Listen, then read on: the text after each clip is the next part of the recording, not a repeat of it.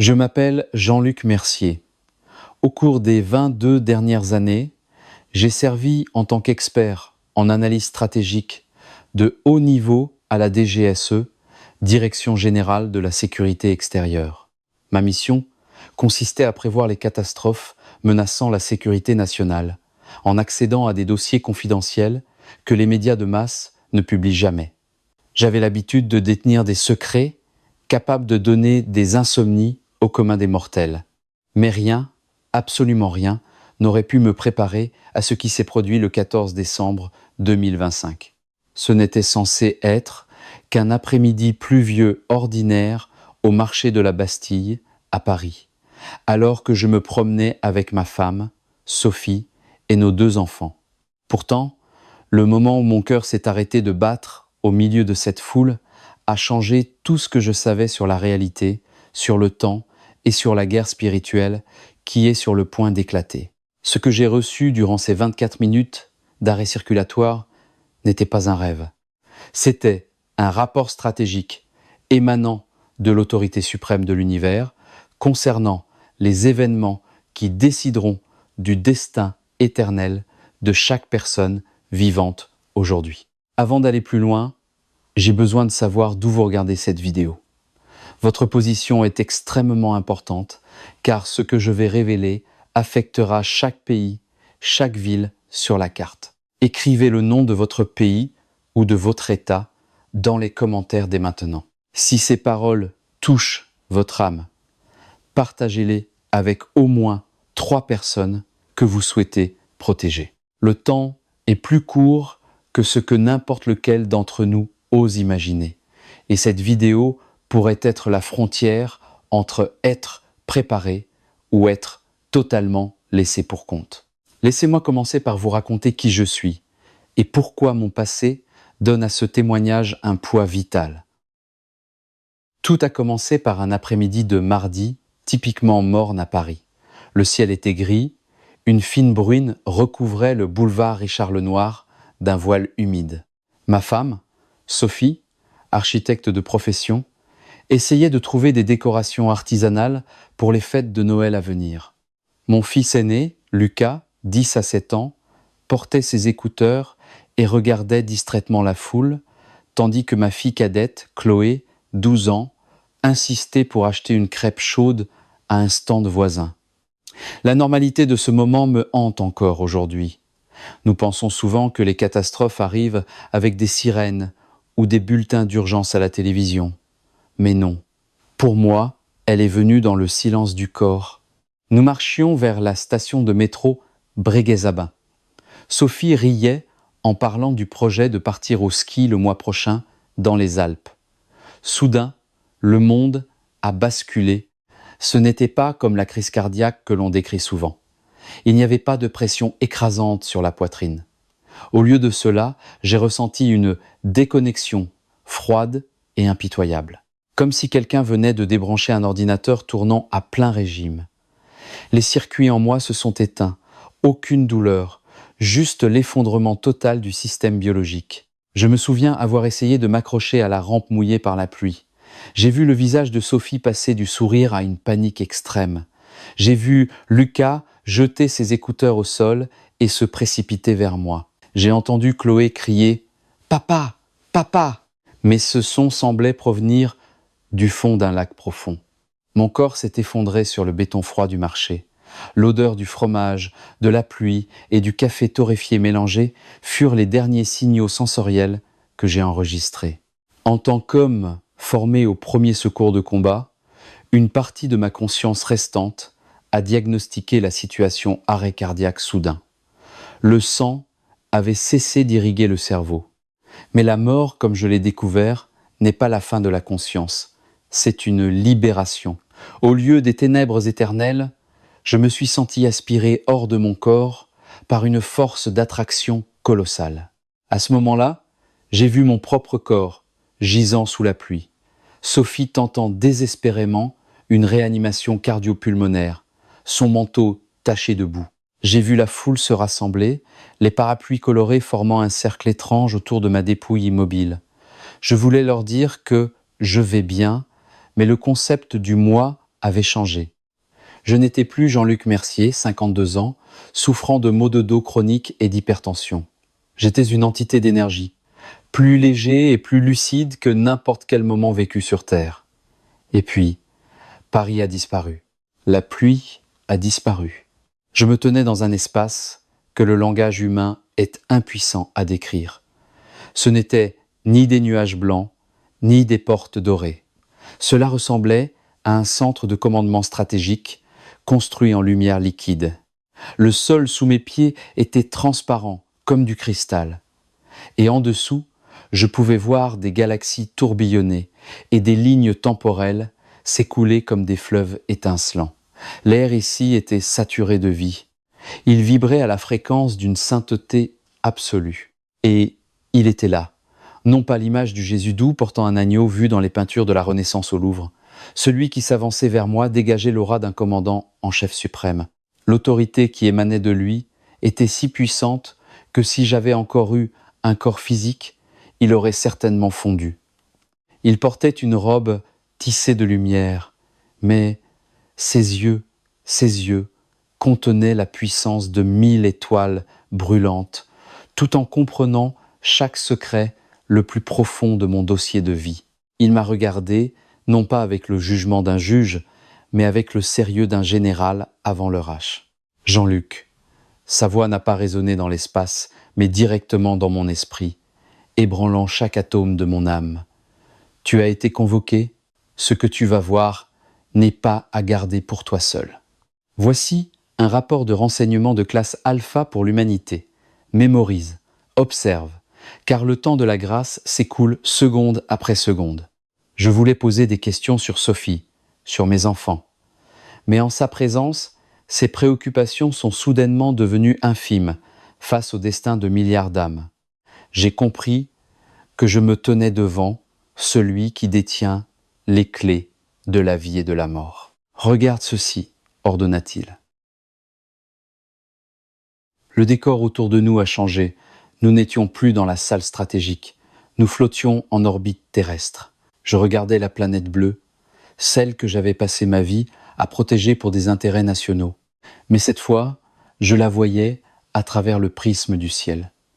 Les hommes pensent contrôler la lumière, dit Dieu, d'une voix empreinte de tristesse. Ils pensent que la technologie, les satellites et le réseau électrique sont éternels. Ils ont oublié qui est celui qui maintient le souffle de l'univers. Et alors, je l'ai vu, c'était pas un événement naturel. Dans ma carrière, dans le renseignement, j'ai étudié les tempêtes solaires, les impulsions électromagnétiques, l'inversion des pôles magnétiques. Mais ce que j'ai vu dépassait toutes les connaissances en astrophysique. J'ai vu une main invisible, une force spirituelle colossale, commencer à intervenir dans le noyau du Soleil. Non pas pour l'éteindre, mais pour en retirer le maintien. La lumière solaire, que nous tenons pour acquise, a commencé à changer de nature. Elle est devenue trouble, perdant son pouvoir de pénétration. Voici les 3 jours de ténèbres, dit-il. Mais avant que l'obscurité ne soit totale, j'ouvrirai une fenêtre temporelle. C'est la grâce finale, c'est le signal de ralliement.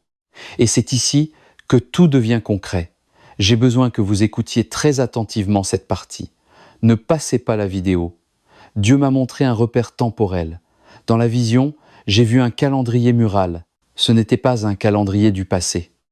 Les chiffres apparaissaient brillants comme s'ils étaient écrits avec du feu. « Prends note, dit-il, du 12 au 10 à 7 novembre.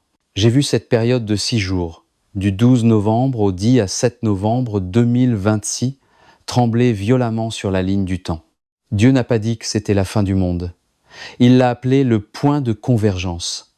C'est le moment où le voile séparant le monde physique du monde spirituel sera le plus mince de l'histoire humaine. Durant ces 6 jours, les lois de la nature commenceront à se courber. J'ai vu le ciel de ces jours-là prendre des couleurs inhabituelles, un violet mêlé d'orange rougeâtre, comme une ecchymose de l'atmosphère. Les oiseaux cesseront de voler. Les appareils électroniques commenceront à dysfonctionner sans raison apparente, non pas à cause d'une panne matérielle, mais à cause du changement des champs énergétiques entourant la Terre. Pourquoi ces jours-là? Ai-je demandé intérieurement. Dieu a répondu immédiatement, parce que c'est le moment où les hommes se sentent le plus en sécurité, se préparant pour les fêtes de fin d'année, occupés par les achats et les projets terrestres. La surprise fait partie du processus de sélection. Mais le plus incroyable dans cette fenêtre temporelle, ce n'était pas la transformation du ciel, mais ce qui arrivait aux humains. Dans ma carrière à la DGSE, j'avais l'habitude de voir des modèles de données. Et dans cette vision, j'ai vu un modèle de miracle exploser avec une densité sans précédent dans l'histoire. Dieu m'a permis de zoomer sur des chambres à coucher, des hôpitaux et des maisons de retraite à travers le monde durant cette période du 12 au 10 à 7 novembre. J'ai vu une vieille dame de 85 ans à Séoul, alitée depuis 10 ans, se réveiller soudainement à 3 heures du matin le 13 novembre. Elle n'était pas seulement réveillée, elle est descendue de son lit. Ses articulations se sont restaurées. Elle s'est dirigée droit vers l'autel de ses ancêtres, a tout enlevé et a commencé à prier Jésus dans une langue nouvelle qu'elle n'avait jamais apprise. J'ai vu une unité de soins palliatifs pour enfants à Sao Paulo, au Brésil. L'après-midi du 14 novembre, une série de moniteurs cardiaques se sont mis à sonner simultanément. Non parce que les patients mouraient, mais parce que leur constante vitale était soudainement revenue au niveau normal d'un athlète. Les médecins couraient partout, des analyses à la main, le visage blême, incapables d'expliquer pourquoi les lésions avaient disparu en quelques heures seulement. J'ai vu des jeunes gens, de la génération Z et Alpha, ceux que nous pensions perdus dans les réseaux sociaux et l'athéisme, s'arrêter brusquement en pleine rue, dans les bars, dans les salles de classe. Ils ont tous entendu un son, une trompette ou une voix les appelant distinctement par leur nom. Je les ai vus sortir leur téléphone, non pour faire un TikTok, mais pour envoyer un message à leurs parents. Je dois rentrer, je dois prier, quelque chose arrive. C'est ma préparation, déclara Jésus, sa voix résonnant comme le tonnerre. Je réveille l'armée endormie, je guéris les guerriers aux ailes brisées, car ce qui arrivera après ces 6 jours exigera une force que la chair ne pourra supporter. Dès que la fenêtre temporelle du 12 au 10 à 7 novembre s'est refermée, la vision est passée à l'étape suivante. Une étape qui, en tant qu'expert en sécurité, m'a fait frissonner jusqu'à la moelle des os. Le soleil a commencé à s'assombrir. Ce n'était pas une éclipse. C'était comme si quelqu'un tournait lentement le bouton d'un interrupteur géant de l'univers. J'ai vu les centres de commandement militaire tomber dans le chaos. Les satellites espions, ces yeux divins du XXIe siècle, sont devenus aveugles. Non pas qu'ils aient été attaqués, mais les capteurs optiques ne pouvaient plus enregistrer d'images. Cette obscurité avait une texture. Elle était épaisse et absorbait la lumière. J'ai vu les grandes villes New York, Londres, Tokyo, Paris, sombrer l'une après l'autre dans le noir. À un carrefour bondé de Tokyo, j'ai vu les lampadaires s'éteindre. Les panneaux publicitaires néons géants se sont évanouis. Les voitures en marche se sont arrêtées tout en même temps. Le système de métro s'est immobilisé en plein tunnel. Mais le plus effrayant fut la réaction humaine. Les lampes torches des iPhones, les projecteurs de secours. Tout était inutile. Leur lumière ne portait que sur quelques centimètres avant d'être avalée par cette obscurité surnaturelle. J'ai vu des hommes en costumes coûteux, des PDG puissants, ceux qui tenaient autrefois le destin de toute l'économie entre leurs mains, à genoux sur les trottoirs, hurlant de désespoir. La richesse, les cartes de crédit noir, le pouvoir politique, tout est revenu à zéro face à cette obscurité. Dieu m'a montré une scène déchirante des familles divisées au sein même de leur maison. Dans un luxueux appartement haussmannien du 7e arrondissement de Paris, j'ai vu une femme allumer calmement une bougie en cire d'abeille, la seule bougie qui restait allumée. Son visage dégageait une paix surnaturelle. Elle lisait la Bible à son jeune enfant. Pendant ce temps, dans le coin de la pièce, son mari, un homme qui s'était toujours moqué de sa foi, était recroquevillé, les mains sur la tête, les yeux révulsés parce qu'il voyait des ombres sombres se déplacer dans le noir, que sa femme et son enfant ne voyaient pas du tout. Cette obscurité exposera la vérité de l'âme, me dit Dieu. Elle arrachera tous les masques religieux, ceux qui n'allaient à l'église que par habitude, ceux qui prêchaient pour l'argent, ceux qui vivaient une double vie. Ce sont eux qui seront les plus terrifiés. Quant à ceux qui ont une relation réelle avec moi, ils seront les seuls phares restants. J'ai aussi vu des hôpitaux qui devraient être des forteresses de la science, devenir des lieux d'impuissance. Les respirateurs se sont arrêtés, les médecins et les infirmiers couraient dans tous les sens. Mais là encore, j'ai vu des miracles. Des patients craignant Dieu, bien que dans un état critique, sont soudainement devenus une source de réconfort pour leurs propres médecins. Ils imposaient les mains pour prier, et de la lumière émanait de leur propre corps, éclairant tout un angle de la chambre d'hôpital. « Il est temps pour toi de rentrer, Jean-Luc, déclara Dieu, mais tu ne rentreras pas comme avant, je laisserai une marque, pour que tu saches, et pour que ceux qui ont des yeux spirituels sachent, que tu t'es réellement tenu ici. » J'ai essayé de résister, de rester dans ce lieu inondé de lumière et d'amour. Mais son commandement était absolu. J'ai senti que j'étais aspiré en arrière, tombant à travers les strates de l'espace à une vitesse vertigineuse. La sensation de réintégrer le corps physique fut atroce.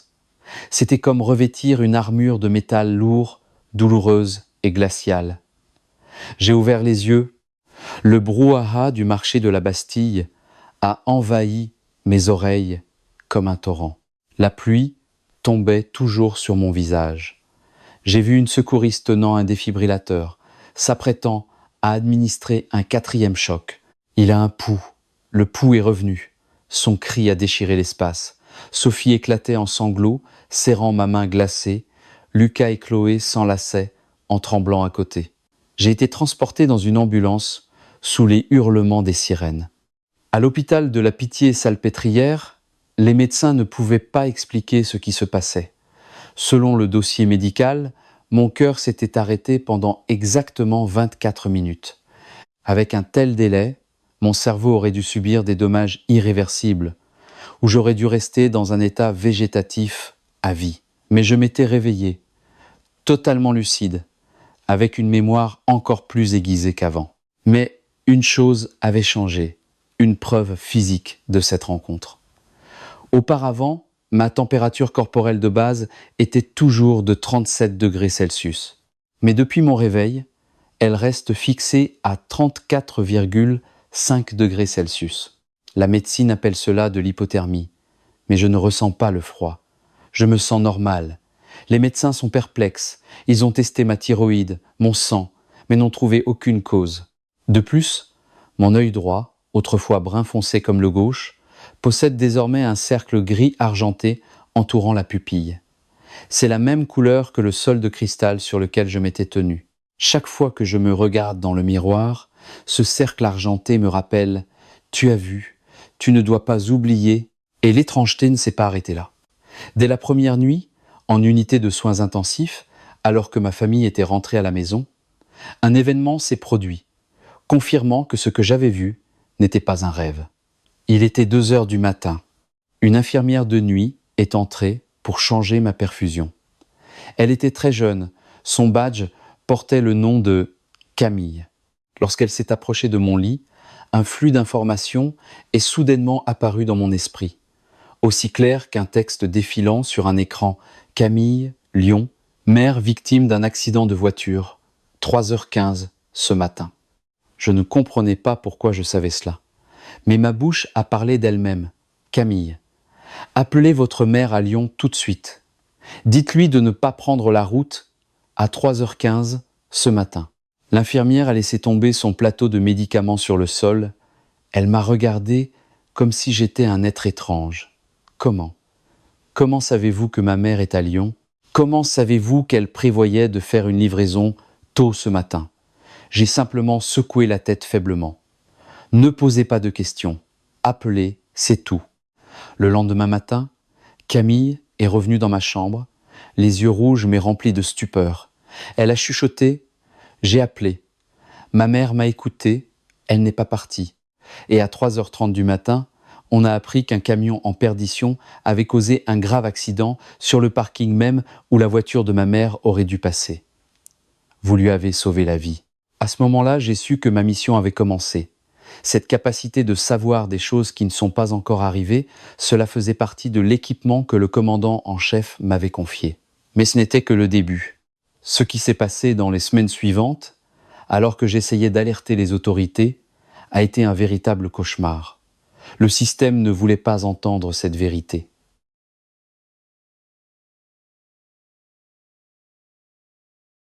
Vous pensez qu'après m'être réveillé avec un miracle médical et une prophétie exacte sur l'accident de Lyon, j'aurais été accueilli en héros?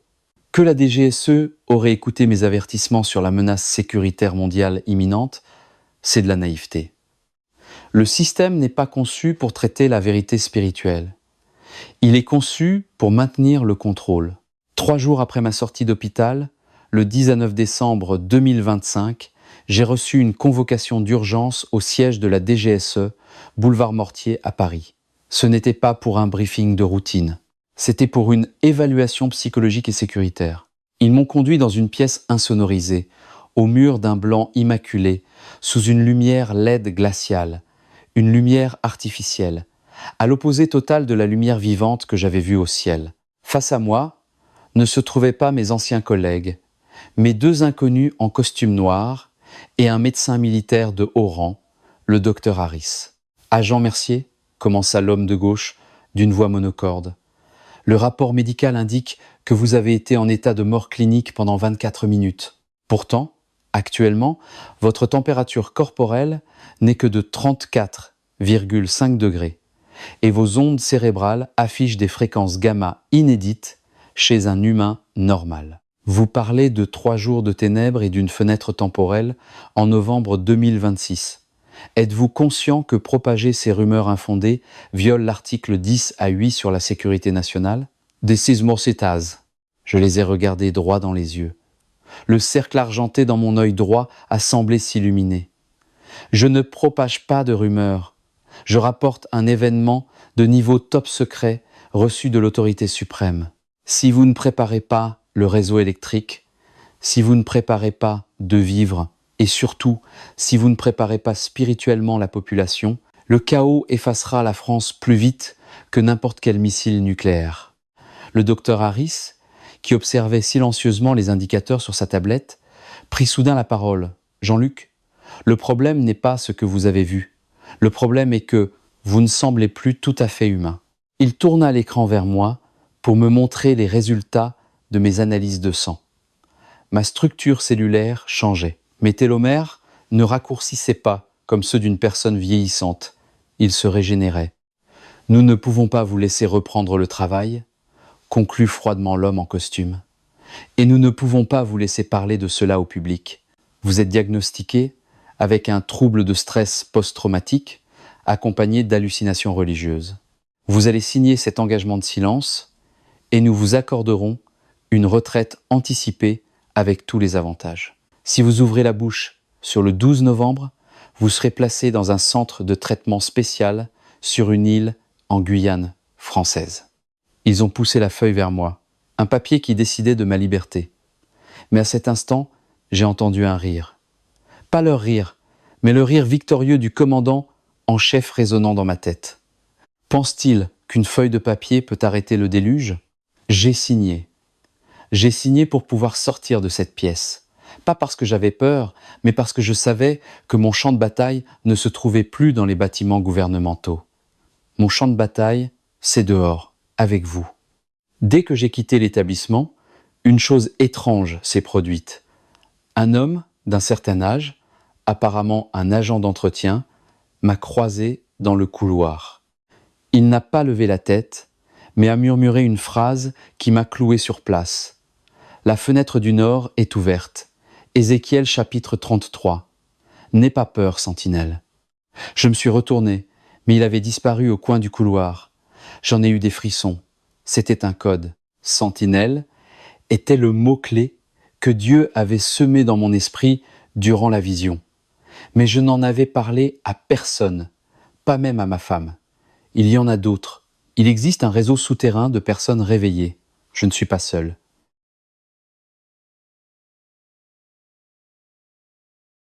Après avoir quitté Paris, j'ai passé 2 semaines caché dans la cave de notre ancienne maison familiale, dans les Yvelines, pour transcrire tout ce que j'avais vu concernant la chronologie de l'escalade. Dieu ne m'a pas seulement montré les 6 jours de novembre, il m'a montré l'effet domino qui suivra dans les mois d'après. Voici la partie où vous devez prendre de quoi noter, c'est la feuille de route du monde après cet événement. Étape 1 décembre 2026, juste après la fin des 3 jours de ténèbres fin novembre, le monde ne reviendra pas immédiatement à la normale. Dieu m'a montré que décembre 2026 sera le mois du silence. L'Internet mondial sera fragmenté. Les grandes plateformes, Facebook, TikTok, Google, seront hors service ou fonctionneront de manière erratique pendant au moins 4 semaines. Pourquoi ? Parce que les données n'auront plus d'importance. Les humains seront trop sous le choc. J'ai vu les places de Noël à New York, Paris, Berlin, sans concert, sans lumière scintillante. Au lieu de cela, des foules se rassemblaient pour prier en silence. L'argent liquide commença à n'avoir plus aucun sens. J'ai vu des gens échanger des montres Rolex contre un sac de riz ou une vieille Bible.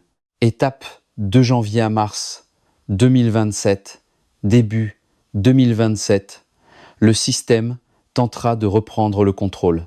J'ai vu les gouvernements lancer des forfaits de secours numériques. Pour recevoir de la nourriture et de l'électricité, les citoyens seront contraints de s'enregistrer avec un nouvel identifiant présenté comme protégé contre les incidents magnétiques. C'est un piège. Dans la vision, j'ai vu des files d'attente interminables devant les centres administratifs pour des scans de l'iris. Mais parallèlement, j'ai vu l'émergence de l'économie du royaume, des communautés autosuffisantes surgissaient. Les croyants partageaient nourriture et médicaments sans avoir besoin d'identifiants. Le miracle de la multiplication des pains et des poissons n'est pas qu'une histoire biblique. Je l'ai vu se produire dans des abris à Lille et Marseille en février 2027. Étape 3, printemps 2027. À mesure que la persécution augmentera, la puissance augmentera aussi. Dieu m'a montré des stades de sport abandonnés, réquisitionnés comme lieux de culte géants. Pas de sonorisation ou d'éclairage professionnel, pas de groupe célèbre, juste des centaines de milliers de personnes à genoux dont les pleurs de repentance résonnaient à des kilomètres. Les hôpitaux seront débordés par des maladies étranges résultant de l'obscurité.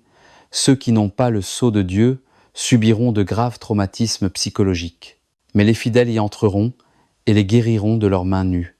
La médecine sera impuissante, mais la foi régnera. Beaucoup de Français font l'erreur de penser que Dieu ne s'intéresse qu'à l'Europe. Dans la vision, j'ai été transporté à travers le monde à la vitesse de la lumière. Ce qui va arriver est un tsunami mondial, n'épargnant aucune nation.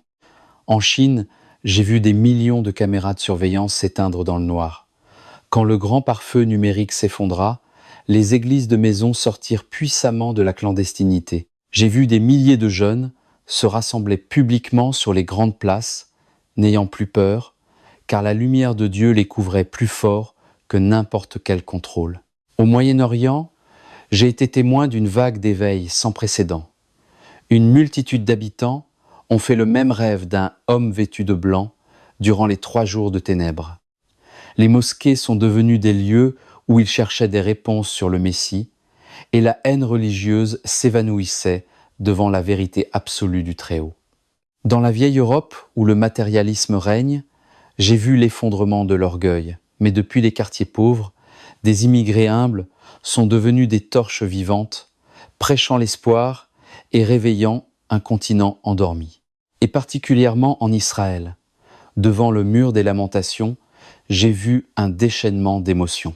Le 3e jour de l'obscurité, le peuple élu a reconnu que celui qu'ils attendaient depuis des millénaires était celui qu'ils avaient autrefois rejeté. Leur repentance a ouvert le dernier chapitre de l'histoire humaine. Parmi toutes ces images, il y a une chose qui m'a stupéfié. Moi, l'expert en analyse stratégique qui a toujours cru à la force de la jeunesse et de la technologie. C'est la force armée que Dieu a choisi d'utiliser. Nous pensons souvent aux guerriers comme étant jeunes, forts et musclés. Mais dans la vision de 2027, j'ai vu une armée totalement différente. C'étaient des gens que la société moderne a mis sur la touche, les personnes âgées. J'ai vu que les maisons de retraite n'étaient plus des lieux de fin de vie. Elles s'étaient transformées en camps d'entraînement. J'ai vu des messieurs et des dames en fauteuil roulant, des personnes atteintes d'Alzheimer, retrouver soudainement une clarté intellectuelle surnaturelle. Pourquoi ? Parce qu'ils sont les seuls à avoir conservé le langage de la prière. Alors que la jeune génération est occupée avec ses téléphones, la vieille génération a prié en silence pendant des décennies. Et maintenant, Dieu active ses prières comme des armes dormantes. J'ai vu une dame de 90 ans dans la campagne bretonne, appuyée sur sa canne, sortir devant une tornade qui fonçait vers sa ville. Elle ne s'est pas enfuie. Elle a levé sa canne et ordonné au vent de s'arrêter au nom de Jésus. Et la tempête s'est dissipée, les agences de presse ont filmé la scène, mais n'ont pas osé la diffuser. C'est le grand renversement. Les plus faibles deviendront les plus forts. Ceux qui étaient considérés comme un fardeau pour la société deviendront ceux qui porteront la société à travers la crise. Mais pour que cela arrive, nous devons franchir la fenêtre temporelle de novembre 2026. Et c'est pourquoi je risque ma liberté et même ma vie pour faire cette vidéo. Vous n'avez pas besoin de me croire maintenant, mais observez les signes. Le mois dernier, des scientifiques de la NASA ont annoncé avec confusion une anomalie magnétique près du Soleil. Ils ont appelé cela une erreur de données. Moi, j'appelle cela le bruit des pas de Dieu. Dans la partie suivante et dernière, je vous révélerai la stratégie de survie que Dieu m'a confiée. Il ne s'agit pas de stocker des armes ou des conserves, mais de la manière de construire un refuge spirituel pour votre famille. Et je vous dirai exactement ce que vous devez faire dans les 30 prochains jours avant que tout ne commence. Dans le monde du renseignement, nous avons un terme appelé actifs dormants. Ce sont des espions qui vivent normalement chez l'ennemi pendant des décennies, attendant un signal unique pour renverser la situation. Dieu m'a montré ces actifs dormants, et ce fut le plus grand choc pour ma pensée logique. Quand l'obscurité couvrira le monde en novembre prochain, quand les systèmes d'IA s'effondreront, quand la force physique et la rapidité de la jeunesse deviendront inutiles face à la peur spirituelle, alors une autre force se lèvera. Ce sont nos pères, nos mères, nos grands-parents, ceux que la société moderne, obsédée par la jeunesse et la productivité, a mis de côté. Nous les plaçons en maison de retraite. Nous les pensons séniles, lents, inutiles. Mais dans la vision, j'ai vu les maisons de retraite briller comme des forteresses. J'ai vu une scène sur la Côte d'Azur. Une tempête majeure frappa précisément durant les jours sombres. L'eau montait, l'électricité était coupée, le jeune personnel médical s'enfuyait en panique. Mais dans la salle commune, les vieillards en fauteuil roulant se tenaient la main. Ils ne tremblaient pas, ils chantaient. Leur chant, de vieux hymnes sacrés, créait un dôme de protection visible. Les eaux de l'inondation s'écartaient des deux côtés du bâtiment. Les ombres noires qui rôdaient à l'extérieur, cherchant à attaquer l'esprit humain, étaient repoussées en touchant le mur de feu érigé par la prière de ses aînés. Dieu m'a dit, le monde honore la force, mais moi j'honore la persévérance. Ces anciens ont combattu dans la chambre de prière pendant 50, 60 ans. Ils sont plus familiers avec le monde spirituel qu'avec le monde matériel. Quand le monde matériel s'effondrera, ce sont eux qui seront les plus lucides.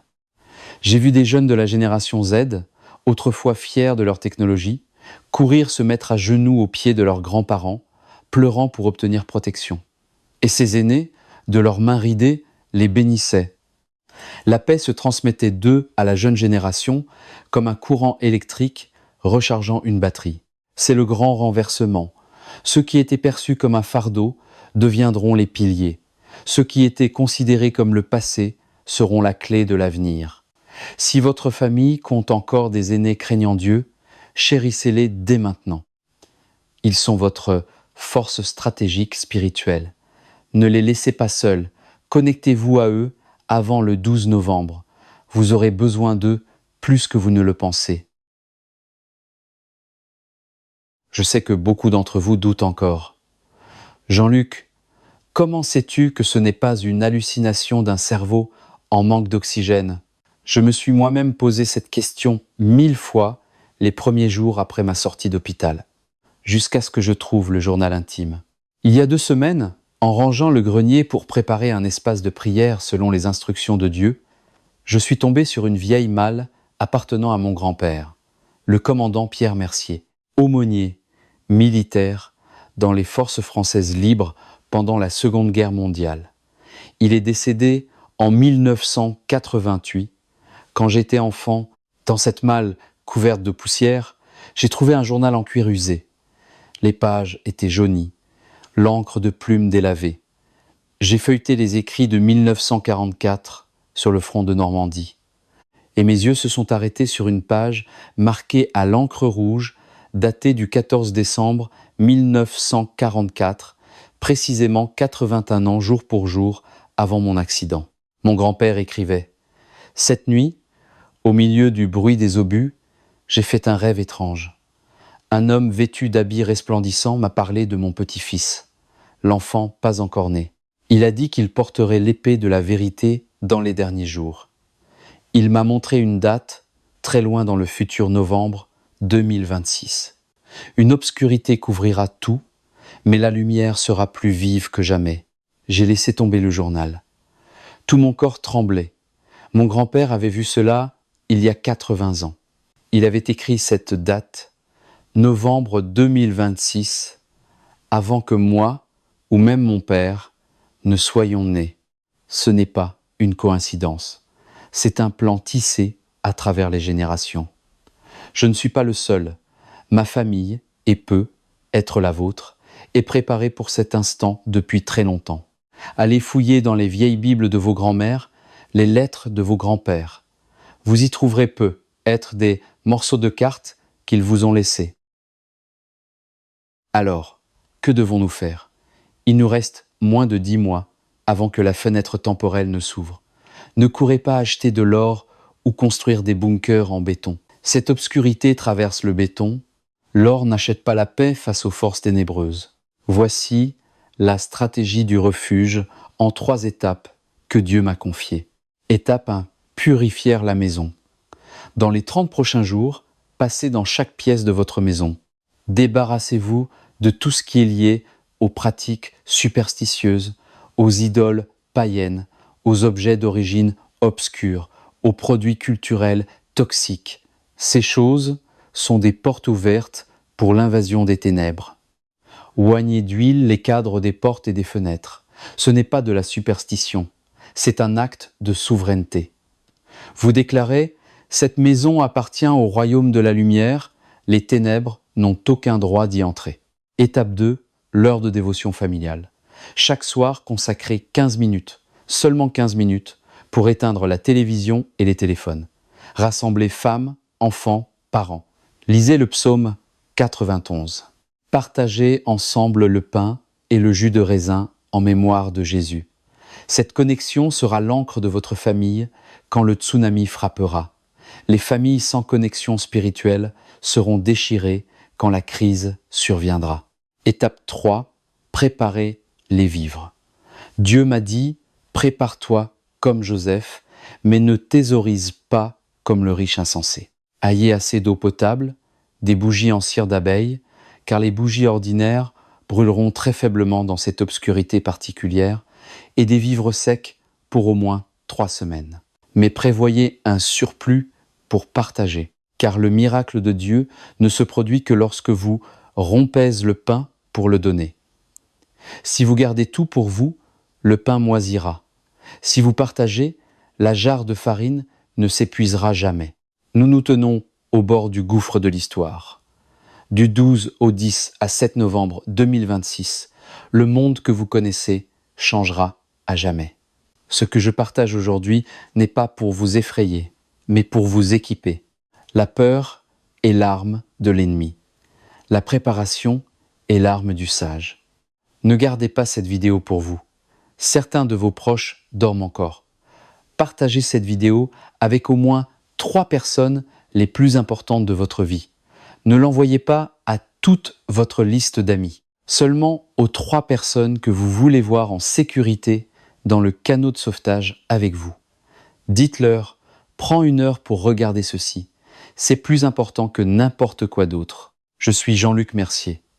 J'ai vu la fin du livre et croyez-moi, nous gagnons. Mais le prix de la victoire dépend de votre préparation dès aujourd'hui. Le compte à rebours est lancé. La fenêtre temporelle approche. Éteignez votre téléphone. Regardez vos enfants dans les yeux et commencez à prier que Dieu soit avec vous.